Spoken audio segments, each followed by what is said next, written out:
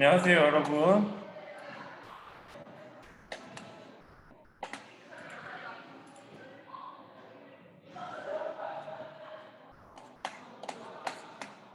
예, 들어오시면 학번 이름 좀 남겨주세요. 여러분 저희가 로마사 부분을 한번 마치고 나서 같이 이제 복습 및 모의고사 문제풀이로 하기로 했었으니까요. 여러분들 남은 일부의 그 로마사 부분을 좀 하고 나서 같이 함께 모의고사도 풀고 하도록 하겠습니다.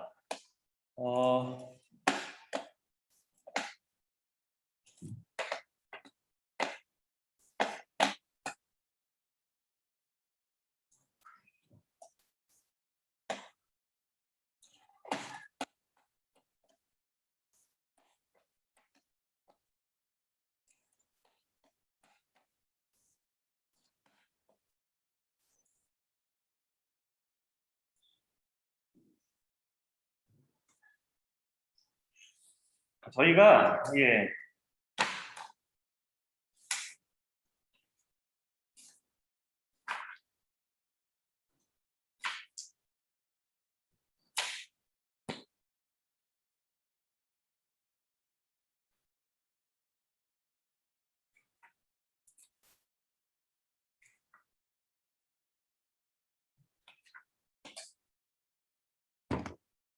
저희가 111쪽까지 했었거든요. 그래서 그 뒷부분 좀 같이 좀 해보도록 하겠습니다. 111쪽 펴주시고요.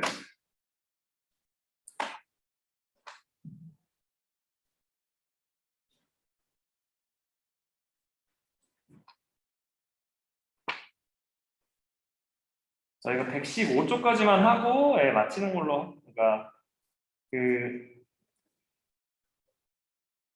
하면 될 것 같아가지고요. 그렇게 한번 하는 걸로 알아주시고 같이 함께 진행해 보면 좋을 것 같습니다. 그래서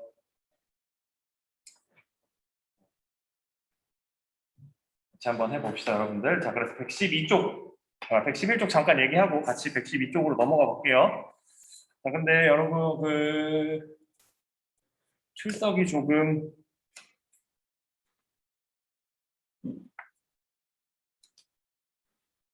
전학광고 빼고 26명에다가 낙광 27명.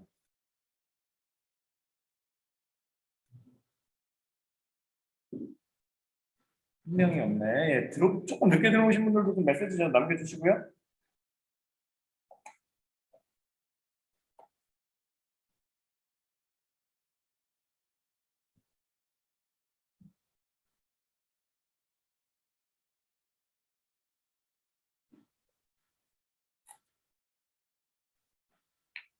아, 그리고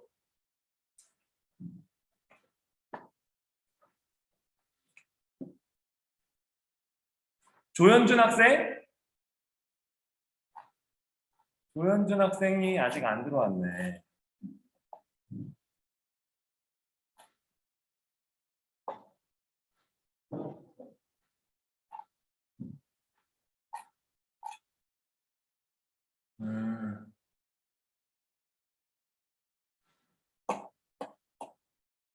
여러분 조현준 학생 얘기해줘야 되는데 어쨌든 알겠습니다. 일단 이거 진도 나가고 제가 개인적으로 전달할게요. 담임선생님 통해서.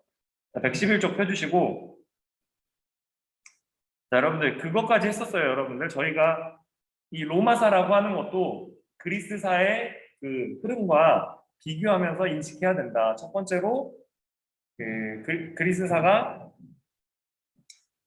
민주정치가 계속 발전하잖아요. 처음에는 귀족정에서 시작을 해서 재산을 중심으로 하는 솔론의 개혁부터 시작을 해서 크레이시스테라스, 플레이스테네스 뭐 이렇게 쭉쭉 나가는데 일단 마지막에 페리클레스까지, 그래서 그 흐름을 잘 파악해 주시고, 그거와 마찬가지로 로마 같은 경우는 영토가 계속 확장되는 과정에서 그 영토 확장 전쟁에 참여했던 그런 시민들의 발언권이 점차 강화가 됩니다. 그래서 처음에는 로마도 죄송합니다. 아시면서 로마도 그리스와 마찬가지로 귀족정이었는데 그 귀족정이 점차적으로 이제 평민의 발언권이 강해지는 방향으로 변해간다라고 하는 그 흐름을 알아주시고 그 정치적 흐름과 더불어서 이제는 경제적 흐름, 그러니까 그리스의 경제적 흐름 두 가지 흐름 있잖아요. 아테네의 경제, 상업이나 그 해상무역 관련된 그런 계열과 농업이나 이런 육로를 통한 이런 교류만 했던 스파르타. 그렇게 구별하듯이 그렇지만 이게 구별했듯이 경제적으로는 그 두 가지를 알아주시면 돼요. 첫 번째로는 그 자장농, 즉 농민들의 어떻게 변화했는지. 두 번째로 계속 확장되는 과정에서 어떤 그 자장농에서 이게 변화하는 그 시스템 있잖아요. 처음엔 자장농의 변화. 그러니까 자장농이 시간이 가면 갈수록 줄어든다라고 하는 걸 먼저 알아주시고 그 자장농이 줄어들면서 나머지를 누가 채워갔는지. 그 제국이 막 확장되는 초기에는 노예가 계속 공급이 되니까 라티푼디움을 운영했다가 그 제국 말기가 되면 예. 이 마지막 줄에 여기 나오죠, 여러분들. 콜로누스가 경작하는 요 시기로 바뀌게 되는 부자연 농민 요 콜로누스.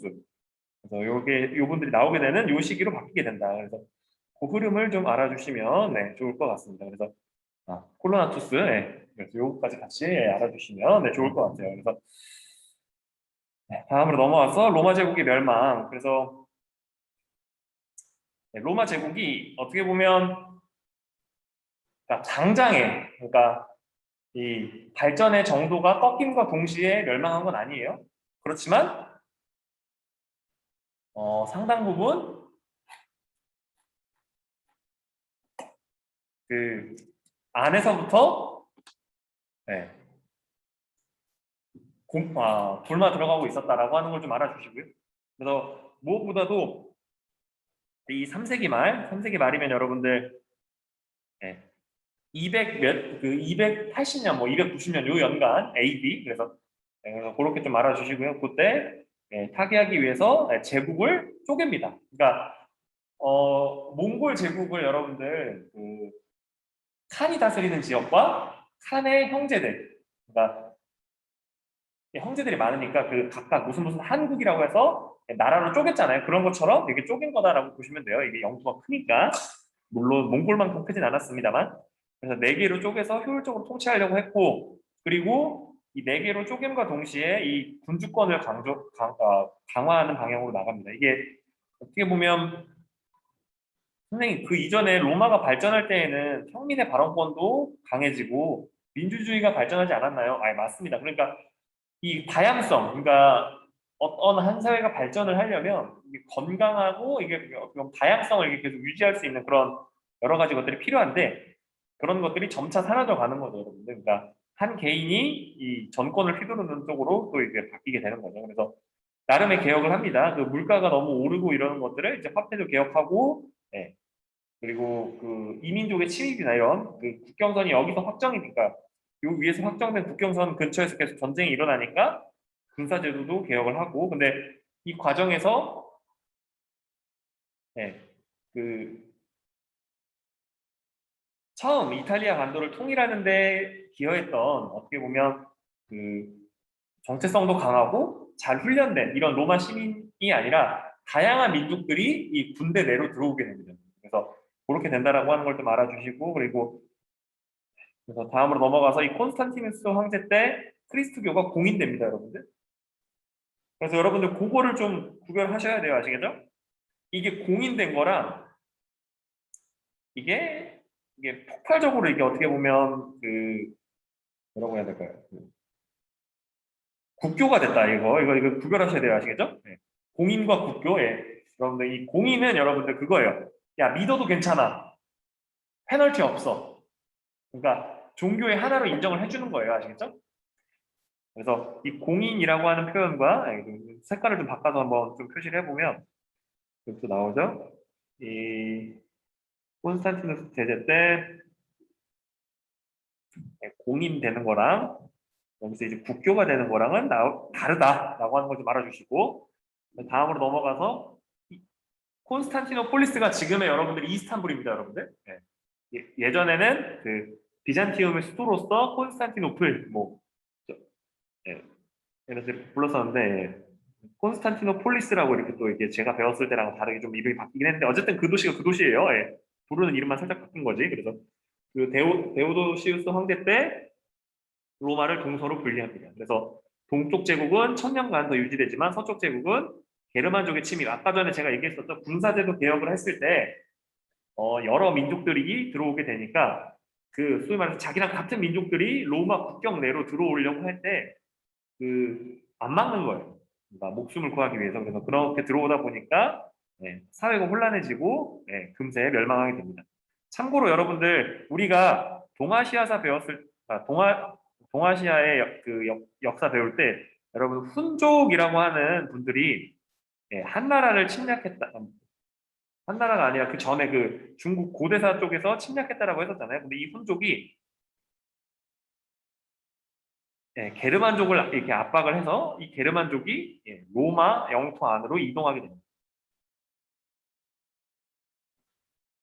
그리고 이 이동하신 분들이 나중에 중세에서 이제 여러 가지 그 게르만족이 프랑크 왕국이라고 하는 걸 만들거든요. 그래서 그 흐름을 좀 알아주셔야 돼요, 여러분들 아시겠죠? 그러니까 이게 그러니까 흔히 그 유럽과 아시아를 유라시아 대륙이다 뭐 이런 표현을 하잖아요.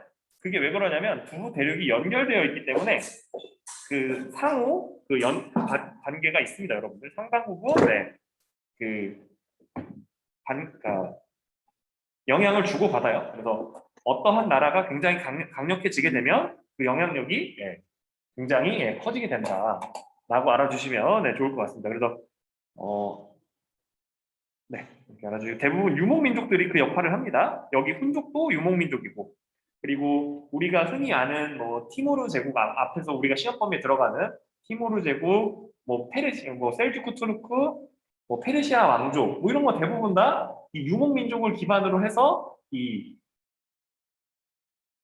영토 확장이나 이런 교류나 이런 것들에 기여를 하게 되는 거죠, 여러분들. 그리고 참고로 여러분들 이 옆에 공중화장실 나오잖아요. 어, 그러니까 이게 공중화장실뿐만 아니라 여러분들 여기에서 또 안 나오는데 목욕탕 그리고 분수 이런 것들이 굉장히 체계적으로 이렇게 물을 끌어와서 관리가 됐다고 해요. 왜 그러냐면 이 물이라고 하는 게 없으면 이 인구가 이렇게 성장하지 못하고 도시가 발전하지 못하는데 실용적인 이런 그 건축이나 이런 것들이 발달했던 로마는 그런 것들을 잘 끌어와서 활용을 했고 심지어 여기서 보면 이런 표현이 나옵니다. 여러분들 본에서는 냄새가 나지 않는다. 원래는 이 배설물을 뭐 활용해서 뭔가 하는 사람들을 어떻게 보면 가장 낮은 계층이기 때문에 어떻게 보면 그냥 이렇게 냅뒀는데 그 재정이 부족해지니까 세금을 걷기 시작했다라고 알아주시고 여러분들 아우구스투스 여러분들 저희 기억나죠? 그 재정을 활짝 열었던 로마의 재정을 시작시켰던 그 아우구스투스라고 하는 분이 이 당시가 이분이 집권했을 때 그래서 예수라고 하는 분이 이제 유대교를 이제 비판하면서 보편 사상과 보편적인 사랑과 평등을 강조합니다. 근데 그러니까 이분의 이런 어떻게 보면 지금으로 따지면 그거거든요. 그러니까 사회를 혼란시킨다. 로마 사회라고 하는 사회. 그 식민지이긴 하지만 로마의 지배를 잘 따르고 있던 유대교인들을 혼란에 빠뜨린다. 그러니까 얘를 좀 이제 손봐줘야 되겠다 이런 생각을 하게 되고요. 유대인들은 자기의 그런 어떻게 보면 종교적인 이런 기득권들을 비판하니까 그거에 대해서 열받아서 이제 양쪽에 공격을 받아서 이제 돌아가시게 되는 거죠. 그리고 그렇지만 그 예수의 가르침과 이런 것들이 신약 성서의 주요 내용이다라고 알아주시고 참고로 여러분들 교양으로 하나 말씀드리면 가톨릭에서 성경 순서 편찬한 거랑 이른바 개신교에서 성경 순서 편찬한 게 조금 달라요, 아시겠죠? 그래서 조현준 학생 들어왔네. 연락해 주셔서 감사합니다. 어,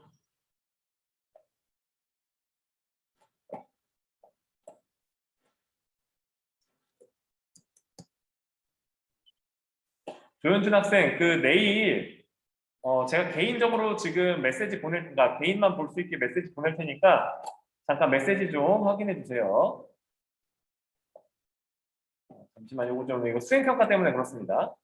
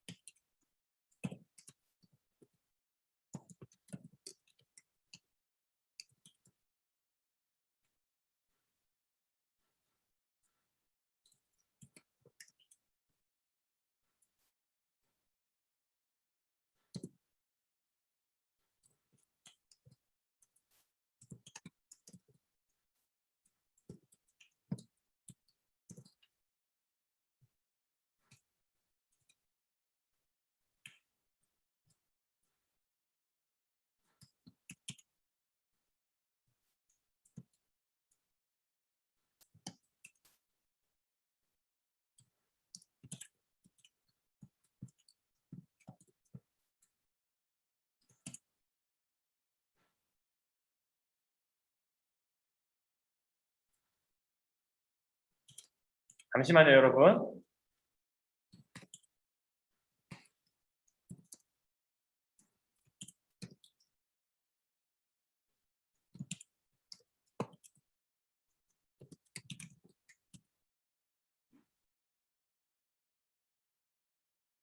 네, 그러면 이제 수업 계속 진행할게요. 여러분들 잘 전달했으니까 내일 꼭 잊지 않고 와주세요. 네, 조현준 학생, 예, 부탁 좀 드릴게요. 그리고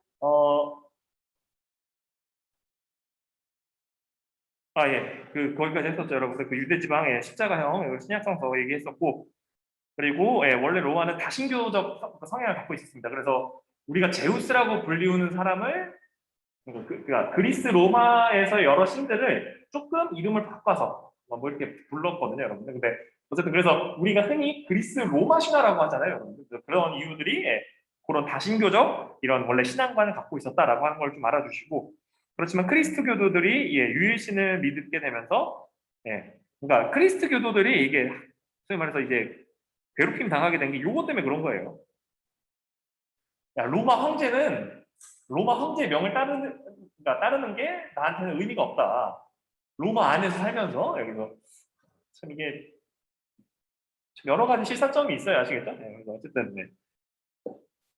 그래서 어쨌든 무튼 그래서 다른 가치관을 주장하니까 이거에 엄청난 이게 사람들이 이제 너는 뭔데라고 하면서 이제 핍박이 시작되는 거죠. 그래서 박해가 더욱 심해져서 네, 이 박해로는 여러분들 그 사람의 신념을 꺾기가 참 쉽지가 않아요, 여러분들. 그래서 그렇게 되고 예, 그래서 이게 이 공동체가 계속 유지되다가 예, 밀라노 칙령으로 예, 공인이 됐고 내가 얘기했죠, 여러분들. 예, 이 공인이 되고 그 다음에 니케아 공의회를 개최하면서 뭐가 정통인지 이걸 공유합니다. 그래서 네, 그래서 삼위일체를 하는 이런 기초 교리를 만들게 됩니다. 그래서 네, 그런 것들 좀 알아주시고 이제 데오도시우스 황제 때 이게 국교가 되는데 이러면서 이제 세계 제국의 힘을 입어서 세계 종교가 됩니다. 근데 어떻게 보면 이게 크리스트교한테 가장 큰 독약이 된 걸 수도 있어요. 그 전에는 종교가 타락한다, 크리스트교에 무슨 문제가 있다 이런 말이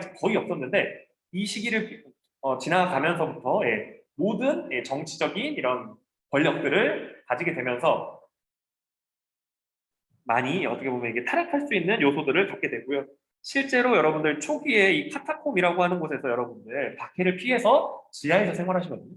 우리가 흔히 생각할 때 이 지역이 예, 침대겠거니라고 이렇게 생각할 수가 있는데 이게 침대가 아니라 여기가 예, 여러분도 잘 아시겠지만 이게 예, 시신을 보관하던 무덤이다라고 하는 이야기도 있어요. 아시겠죠? 네. 저도 이게 가보지 않고 이렇게 책과 이런 걸 통해서 배웠기 때문에 이게 정말 그런지 이럴 수 있지만 그래서 이게 주가 뭐 일부는 뭐 침대로 쓰였을 수도 있는데 이 시신을 보관하는 곳과 그 사람들이 생활하는 곳이 분리가 안 된다. 여러분들 요즘 그 상식으로 봤을 때도 엄청난 세균과 엄청난 이런 이 위생 상황이 이게 이해가 되잖아요. 그래서 처음 자발적으로 이 박해를 피해서 들어간 사람들은 어쩔 수 없다 하지만 그들의 자녀들이 어떻게 보면 이런 열악한 환경 속에서 계속 더 죽었다고 해요. 그런 걸 보는 처음에 그냥 박해를 피해서 들어간 사람들이 얼마나 고통스러웠을까를 그냥 조금 그냥 생각해 보게 됩니다, 여러분들. 여러 예, 좀 측면이 있지만, 네, 그리고 다음으로 넘어가서 이 밀라노 칙령에서는 각자 자신의 양심에 비추어서 선택해라. 상관없다. 그래서 자유를 준다라고 얘기한 거고, 그리고 여기서는 아리우스파를 2단으로 규정하고 아타나시우스파를 삼위일체 이 교리를 공통으로 인정했다. 근데 여러분들 이게 이 삼위일체라고 하는 게 여러분들 셋은 하나고 하나 또 셋이 세 분이 한 분이다 뭐 이런 건데 어쨌든 핵심은 여러분들 이게 나중에 여러분들 그 그러니까 게르만족이 들어왔을 때그 이 삼위일체 교리나 이런 게 그들에게 되게 어려웠나 봐요. 좀 이 문화나 이런 게 이제 발달하지 못했어서 그때 당시에. 그래서 게르만족한테 이렇게 또 포교를 하는 과정에서 이 아리우스파도 어느 정도 뭐 사용이 됐다라고 하기도 합니다. 그러니까 참고적으로 알아두세요. 그렇지만 정통 교리로 이렇게 세워진 거는 삼위일체 뭐 교리다라고 이렇게 알아주시면 좋을 것 같습니다. 그래서 이런 것들을 좀 알아주시고요. 그래서 로마라고 하면 여러분들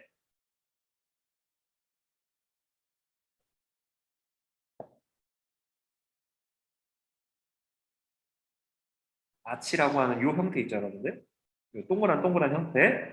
요거라고 알아주시면 좋아요, 아시겠죠? 그래서 요 형태로 여러분들 다리도 쌓고 이게 2번이 다리예요, 다리. 이 다리도 쌓고 건물도 쌓았다. 그래서 여러분들 제가 수업 시간에 얘기했습니다만 이 콜로세움이 우리가 흔히 검투 경기, 즉 어떻게 보면 지금으로 따지면 UFC 어떻게 보면 케이지다라고 이렇게 생각하기가 쉬운데 그것만 했다고. 근데 그게 아니라 제가 얘기도 했었죠, 여러분들. 여기다 물 받아가지고 예, 극장의 기능도 했었다, 여러분들. 그렇게 좀 알아주시면 좋을 것 같아요. 그래서 그리고 콜로세움이 로마에만 있는 게 아니라 그러니까 각 이런 도시마다 이제 크기에 맞춰서 이 콜로세움을 다 만드는 거예요.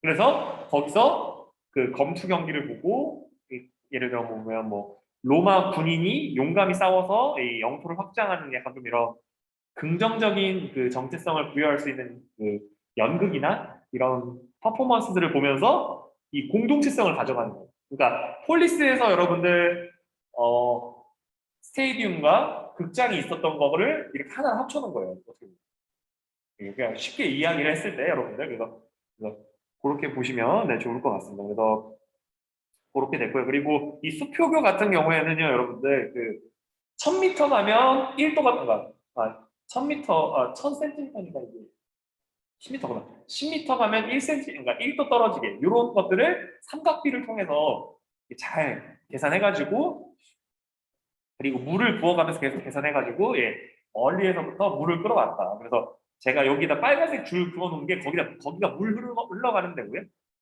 그리고 그 밑으로 뭐 여러 가지 뭐 필요한 것들을 날리는 사람들이 지나갈 수 있는 도로를 만들기도 하고 했다라고 해요. 뭐 참고적으로 알아두시고요.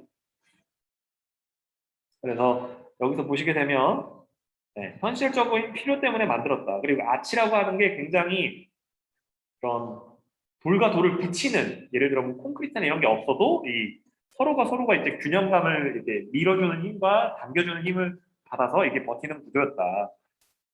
라고 알아주시고요. 그리고 건축, 토목, 도시 설계에서 실용적인 그런 것도 많이 발달을 합니다. 그래서 지금의 유럽의 많은 도시들이 로마 분들이 처음에 그 자리를 잡았던 그런 도시들이 그러니까 그 군사 시설들이 도시가 되는 경우가 굉장히 많았다고 해요. 체계적으로 잡았기 때문에 그래서 그렇게 좀 알아주시고 그래서 법률을 만들었다. 그래서 그러니까 넓은 영토에 다양한 사람들을 다스리기 위해서 법률을 많이 사용했고요.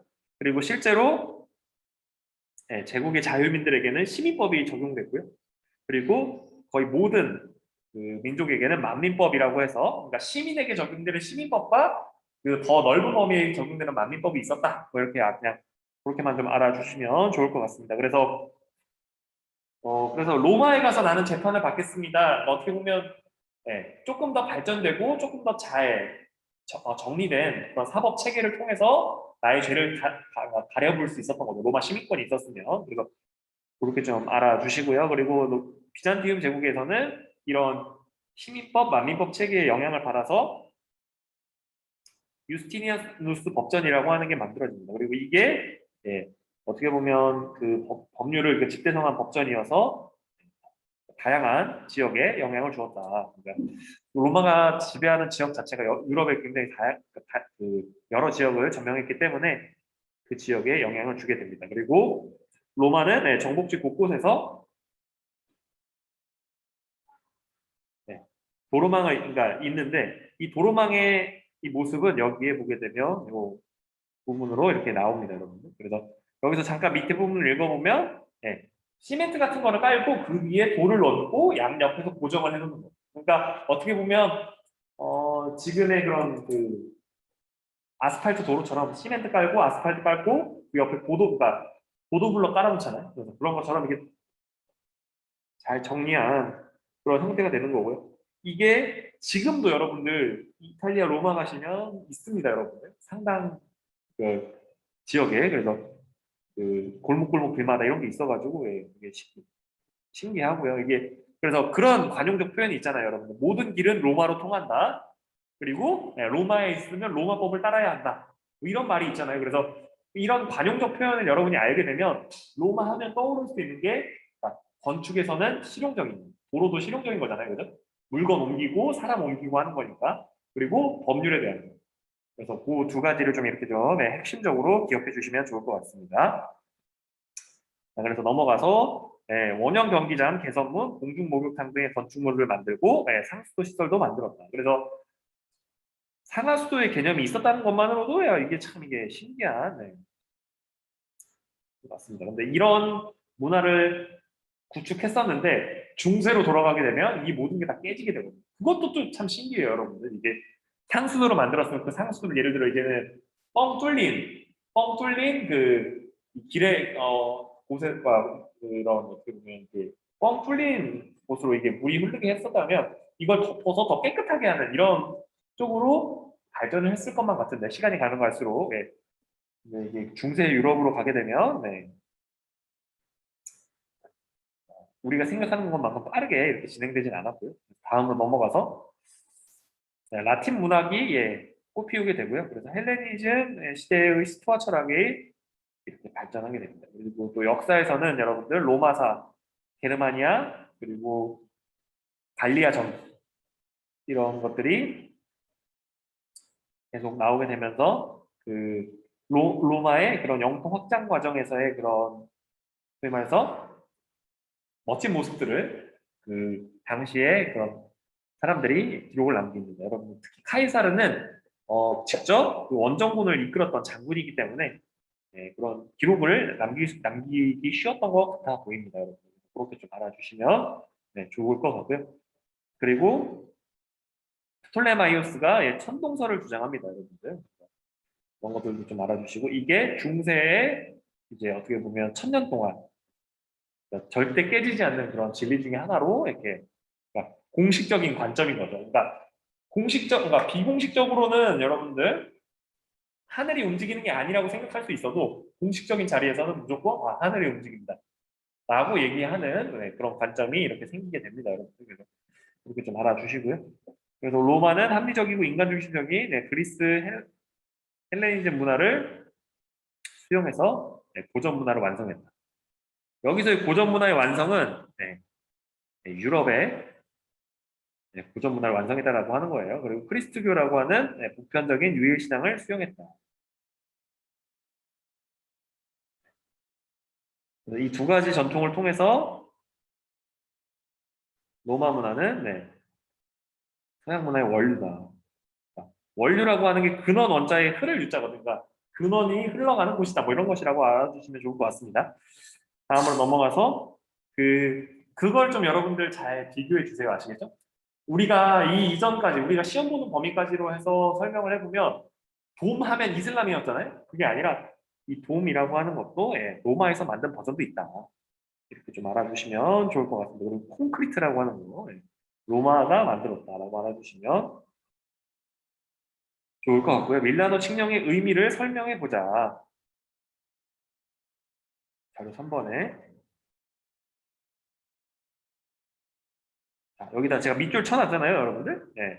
자신의 입장, 이거 중요합니다, 여러분들. 그러니까 나중에 여러분들 종교개혁 시즌이 돼서 막 신교랑 부교랑 싸우다가 그, 그 장면이 나와야 아시겠죠? 서로가 서로를 인정해주자. 근데 여기에서는 처음에는 개인의 신앙의 자유가 아니라 자신이 살고 있는 지역의 영주가 어떤 신앙을 선택하느냐에 따라서 신앙이 결정되는 그런 구조로 또 가게 됩니다. 여러분들 참고해 주세요, 여러분들. 비교해서. 그리고 이 로마 문화를 분야별로 정리해 보자. 여기서 보시게 되면 저희가 밑줄 치면서 이게 다 분류했잖아요. 그래서 요것마다 법률, 건축, 문화, 과학 분야에서 이렇게 어떤 내용이 있는지 잘 정리해 주시면 좋을 것 같고요. 그래서 그리스 로마 문화를 오늘날 서양 문화의 근원이라고 보는 까닭을 짝과 함께 이야기해보자. 그래서 짝은 없으니까 여러분들 핵심으로 말씀드리면 그거죠, 여러분들. 여기 위에 나오는 그거. 그래서 그 그리스 문화도 받아들였고 그리스교도 받아들였고 그래서 여러분들 이걸 어려운 말로 헬레니즘과 헤브라이즘을 융합했다. 거기다가 라틴 문화, 본인들의 로마 고유의 문화까지 섞이게 되면서 이 세 가지를 다 그러니까 지금 잘 융합해서 가장 이상적인 형태의 실용적인 문화 그리고 보편적인 문화를 만들었다라고 이렇게 알아주시면 좋을 것 같아요. 그래서 이때 당시에 그런 말이 있었대요. 그, 노예들이나 이런 분들이 시민으로서 이렇게 자유롭게 살고 싶다 뭐 이런 얘기가 있을 정도로 그래서 노예들이 검투 경기에서 그렇게 목숨을 걸고 싸웠던 게 자유로운 시민이 될 수 있었던 기회가 나라에도 종종 주어졌기 때문에 그렇습니다. 참고해 주시고요. 그래서 다음으로 넘어와서 고대 그리스의 민주 정치 그래서 네, 이때도 여러분들 연설 시간을 넘기는 사람들이 많았나 봐요. 지금도 국회에서 발언 시간 넘겨가지고 마이크 막 꺼지잖아요. 그러니까 그런 거 보면 그렇습니다. 예나 지금이나 비슷하구나라는 생각도 들고요. 그렇지만 그 그리스 민주정치의 한계 말씀드렸죠. 성별에 따라서 신분에 따라서 제한을 받았다. 그래서 남성 시민들에게만 이 참정권이 주어졌다라고 하는 게 조금 한계 아닌 한계고요. 그리고 시민혁명을 거치면서 또 이게 참정권이 점차 확대가 되지만 이게 그 가장 민주주의가 발달했다고 하는 영국조차도 여러분들 1800년대 후반 그리고 1900년대 초반이 되어야 여성의 그런 보통선거, 그러니까 남녀가 평등한 보통선거를 할 수 있는 시점이 오게 됩니다. 그래서 그런 것만 봐도 참 안타까운 부분이 없지 않아 있고요. 그래서 그냥 참고해 주시고 지금은 일정 나이에 도달하면 선거에 참여해서 정치적 표현을 할 수 있다. 그리고 이 형태가 직접 민주정치고 현대는 완전 민주정치한다. 좀 알아주시고요. 그래서 헌법 개정이나 중요한 이런 부분에 대해서는 지금도 직접적으로 그 의견을 물어서 투표로 붙여가지고 이게 어떻게 보면 이 직접 민주정치에 어떻게 보면 영향을 받은 거죠, 여러분들. 민주주의 형태예요. 그래서 그렇게 좀 알아주시면 좋을 것 같고. 그래서 여러분들 이 영국 의회 있잖아요, 여러분들 여기서 토론해가지고 아편 전쟁 승인한 거예요. 되게 무섭죠, 여러분들. 영국 의회에서 토론해가지고 그래서 고대 그리스에서 시민이 정치에 참여하는 방법. 그러니까 시민이 일단 참정권이 있다라고 하는 걸 좀 알아주시고요.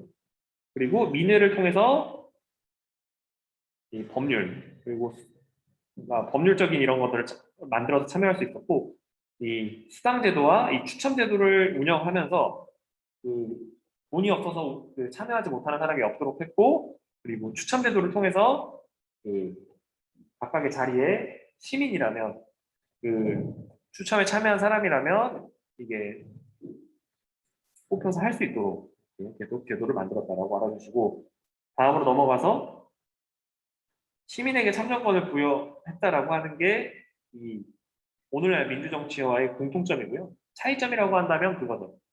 이때 당시에는 도시 자체도 그렇게 크지 않고 그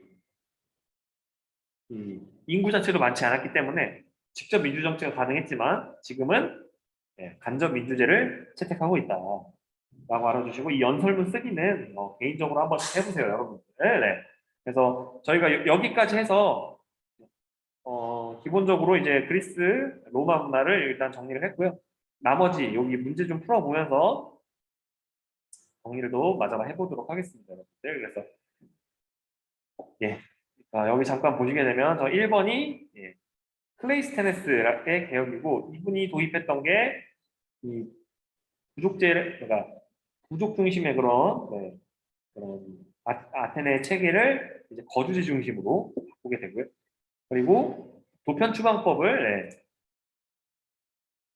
도입을 합니다. 그래서 제일 중요한 게 도편 추방법이에요, 여러분들.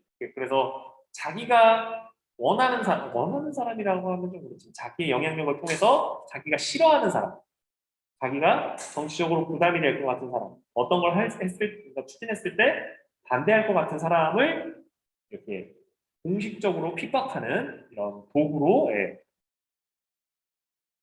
악용되기도 한다. 물론 그 참주의 독재라고 하는 어떻게 보면 민주주의를 가장 파괴한다고 볼 수 있는 그 시스템을 그러니까 그 상황을 만들지 않기 위해서 이렇게 그러니까 고안된 제시된 그런 방법이지만 이게 오히려 반대파를 합법적으로 탄압하는 그런 도구로 쓰이기도 했다. 그래서 이런 것만 보더라도 여러분들 제도가 참 문제가 아니라 제도를 사용하는 사람이 어떠한 관점에서 어떻게 이 제도들을 적용시키고 사용하는지 이런 것들이 어떻게 보면 참 중요한 포인트라고 볼 수 있습니다, 여러분들. 그래서 그렇게 좀 알아주시고요. 그리고 그래서 파벌 형성이 어려워지게 되고요. 그리고 500인 평의회를 통해서 정치에 이제 참여할 기회가 넓어졌다. 그 전에는 여러분들 500인보다 조금 작은 숫자의 평의회였다고 해요. 그래서 이 숫자가 늘어난다는 것만으로도 그 절대적인, 그러니까 기회 자체는 이게 수치적으로 늘어나는 거니까요. 그렇게 좀 알아주시고. 그래서 여러분들 SPQR, 그래서 여러분들 지금도 이 SPQR을 새겨 넣은 뭐 티셔츠도 있고, 그렇습니다, 여러분들. 그래서 그렇게 좀 알아주시고, 이 뜻도 좀 알아주시고, 그래서 로마의 정치 체계의 핵심은 그거예요. 귀족과 평민이 같이 참여해서 의사결정을 하는 시스템을 가졌었다. 그리고 그 영토 확장 전쟁이 계속되면 계속될수록 그 로마의 시민들 그리고 평민들의 어떤 발언권이 계속 강해져 갔다. 이렇게 좀 알아주시면 좋을 것 같고요. 그리고 여기는 그냥 한번 적어보도록 하겠습니다, 여러분들. 2번 같은 경우는 어떤 왕가들이 있나. 우리에게 가장 영향을 주는 뭐 미국 같은 국가도 지금도 이제 독수리 문양을 사용하고 있고요. 그리고 뭐 제정 러시아, 여러분들 제정 러시아는 여러분들 지금 러시아가 아니에요. 그 공산혁명 1917년에 일어나기 전에 그 왕실을 말하는 거고요. 왕이 다스리던 시기. 그래서 이렇게 뭐 비잔티움 제국, 뭐 신성로마 제국 이런 것들은 여러분들 다 이 이후에 학습한 내용입니다, 여러분들. 그리고 제정 러시아도 마찬가지고 함부르크 왕가도 마찬가지고. 그래서 알아두시면 좋을 것 같습니다. 그래서 어, 약 10분 정도 남았는데요, 여러분들. 혹시 질문 있나요?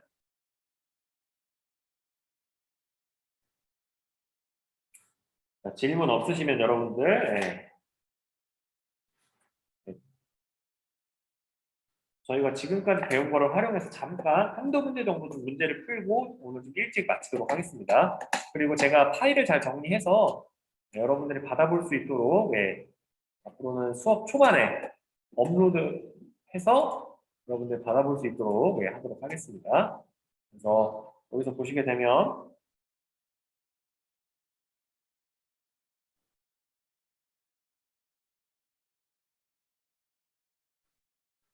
제가 미리 여기 아니에요. 이 풀어놨던 걸 통해서 좀 잠깐 좀 학습하도록 하겠습니다. 자, 저희가 풀어보기도 했었는데요. 그래서 여기서 보시게 되면, 네. 자, 우리가 배운 부분, 그러니까 그래도 시험 범위는 아니지만 배운 부분에서 나올 수 있는 게 바로 이렇게 나옵니다. 게르만족의 일파인 반달족은 훈족의 침입을 받아 네, 라인강을 건넜다. 그래서 이동했다. 그래서 게르만족이 이동했구나. 그래서 반달족의 호노리우스 황제, 반달족 호노리우스 황제에게 군사적 지원을 제안하면서 땅을 요구했다. 그래서 곧이어서 다른 민족들도 훈족의 침입을 피하거나 비옥한 땅을 차지하기 위해서 반달족처럼 이동했다. 근데 이게 여러분들 그렇게 생각해 주시면 돼요. 로마가 군사력이 굉장히 강했으면 이게 이 진행 자체가 안 됐던 건데 아까 전에 말했던 이게 다양한 민족들이 군대 내로 들어오게 되고 그 민족들이 어떻게 보면 자기의 그런 동일 민족들을 어떻게 보면 쉽게 통과할 수 있게 해줬기 때문에 이런 일들이 발생이 되게 되죠. 좀 알아주시면 좋을 것 같습니다. 그래서 우리가 자 여러분들 여기서는 1번과 5번만 로마에 대한 얘기잖아요. 그죠? 네, 그렇지만 여기서는 이제 그 반달족이라고 하는 분들의 이동에 대한 거니까 서로마 제국이 약화됐다. 네, 그래서 오도 아케르라고 하는 사람한테 이제 멸망을 당하긴 합니다만 그렇게 좀 알아주시고 그래서 여러분들 그리고 또 우리가 또 배웠던 부분이죠. 여러분 그 악티움의 전 네, 그래서 그 옥타비아누스가 이제 그 삼두 정치 두 번째 삼두 정치에 어떻게 보면 패권을 장악하게 되는 그런 해전이고요. 그래서 그거에 대해서 이제 그 옥타비아누스에 대한 설명으로 옳은 것은이라고 보시면 돼요. 어떻게 보면 네. 그에 대한 설명으로 옳은 것이라고 하는 게 그래서 정답은 5번이 됩니다, 여러분들. 네, 그래서 좀 알아주시고요. 그리고 우리가 이제 시험 범위에 들어가는 거 권룡제 나왔죠, 여러분들? 청나라다. 그래서 골라주시면 됩니다. 여러분. 그래서 대부분 여러분들 그 두 가지 알아주셔야 돼요. 그러니까 시험 문제든 모의고사 문제든 어렵게 나오게 되면 이 권룡제 이 자료를 준 다음에 이 밑에 있는 걸 전부 다 청나라 때로 까는 거예요. 강희제, 옹정제, 권룡제 이 세 황제 거를 깔아보는 거예요. 그렇게 하면 헷갈리잖아요. 이거 다 청나라 건데. 근데 대부분 이게 문제가 이렇게 나옵니다, 여러분들. 청나라 한 개, 원나라 두 개, 명나라 한 개, 당나라 한 개. 이런 식으로 나오니까 이렇게도 나오니까 그 두 가지를 다 알아두셔야 돼요, 아시겠죠? 그렇게 하셔야 여러분들 조금 어떤 문제가 나와도 잘 풀 수 있을 것 같습니다, 여러분. 그래서 이게 둘 다 현대사 부분이고 우리가 아직 안 배운 부분이어서 넘어가도록 할게요. 이건 지리상의 대발견, 그러니까 지리상의 발견이라고 해서 그 대항해 시대 그걸 얘기하는 거고.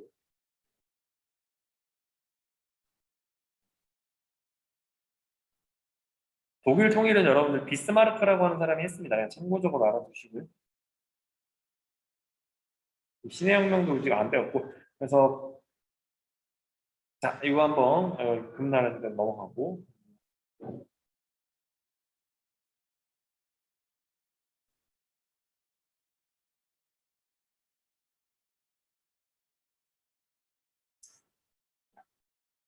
자 그래서 여러분 여기서 들어가야 돼요 여러분들 이렇게 나오는 거예요 여러분 이거 쉽지 않죠 여러분들 엄청 통합적인 내용이잖아요 그죠? 네. 그래서 이게 아바스 왕조다 그래서 가에 들어갈 내용 그래서 요건 모골 제국 요거는 알렉산드로스 제국 푸시안 왕조 오스만 제국 오스만 투르크 되고 그래서 이렇게 정답은 5번이 됩니다. 이렇게 문제가 섞여서 나올 수 있다라고 알아주시면 좋겠습니다, 여러분들. 오늘 여러분들 진짜 고생 많았고요. 오늘은 한 5분 정도만 일찍 끝내도록 하겠습니다, 여러분들. 여러분들 이게 또 원격 수업 아직 또 적응하려면 이제 아침에 일찍 일어나는 거 쉽지 않은데 그래서 고생 많았고요, 여러분들. 그래서 그 출석 확인 메시지 잘 남겨주시고, 그리고 다음 시간에 제가 이거 파일 잘 준비해가지고 다시 공유하고 같이 문제 풀면서 복습하고 또 이제 여러 가지로 진행해 보도록 하겠습니다. 네, 수고 많았습니다. 네, 메시지 잘 남겨주고 나가주세요.